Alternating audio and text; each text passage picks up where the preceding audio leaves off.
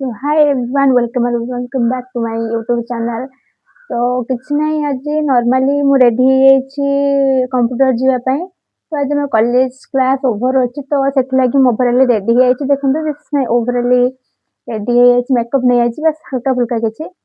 ତ ଏବେ ମୁଁ ଯିବି ଟିକେ କମ୍ପ୍ୟୁଟର। ତ କମ୍ପ୍ୟୁଟର ଗଲା ଭିତରେ ଆପଣଙ୍କ ସହିତ ଅବଶ୍ୟ ମୁଁ ମୋ ଫେସଟାକୁ ନ ଆଣିପାରେ କାରଣ ମୁଁ ଟିକେ ପବ୍ଲିକ୍ ଜାଗାରେ କ୍ୟାମେରା ଧରିକି ଏମିତି ଫୋକସିଂ କରିକି ତ କିଛି କରିପାରେ ନା।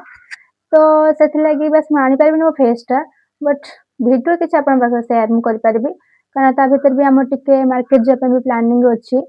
ତ ସେଥିପାଇଁ ସେଠିକି ଗଲା ପରେ ମୁଁ ଆପଣଙ୍କୁ ଦେଖେଇବି। ଆପଣ ତ ଭୁଲି ହିଁ ଯାଇଛି ମୁଁ ଘଣ୍ଟା ପିନ୍ଧିବା ପାଇଁ। ତ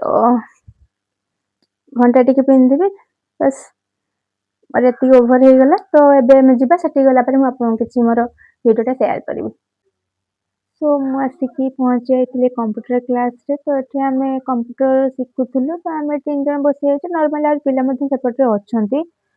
ତ ଆମେ ତାପରେ ଟିକେ ବାହାରି ଯାଇଥିଲୁ, ଏଠି ମାର୍କେଟ ଯାଇଥିଲୁ। ତ ଆମେ ସାଇକେଲ କରିକି ହିଁ ମାର୍କେଟ ଯାଉ। ତ ଏଇଟା ହଉଛି ଆମର କମ୍ପ୍ୟୁଟରରୁ ଯିବାର ରାସ୍ତା। ମାନେ ମାର୍କେଟରେ ପହଞ୍ଚିନୁ, ଫିର୍ ବି ମାନେ ଟିକେ ଫାଙ୍କା ରୋଡ୍ ଥିଲା ତ ସେଥିପାଇଁ ମୁଁ ଟିକେ ଭଲସେ ଭିଡିଓ କରିପାରିଲି। ତ ତାପରେ ଆମେ ଆସିକି ପହଞ୍ଚି ଯାଇଥିଲୁ ଏଠି ମାର୍କେଟରେ। ଯେହେତୁ ଷ୍ଟୁଡେଣ୍ଟ ତ ଆମର ସେଥିପାଇଁ ଆମେ ସାଇକେଲ ନେଇକି ଯିବା ଆସିବା କରୁ।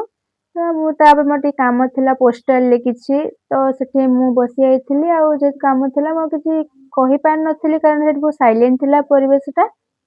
ତ ସେଥିଲାଗି ମୁଁ ଚୁପ୍ ରହିଲି, ଖାଲି ନର୍ମାଲ ଏମିତି ଭିଡିଓଟି କରିଦେଲି। ତ ତାପରେ ଆମେ ଟିକେ ଚାଟ୍ ଖାଇ ଦେଇଥିଲୁ 2 ଜଣ ମିଶିକି ଏଠିକି।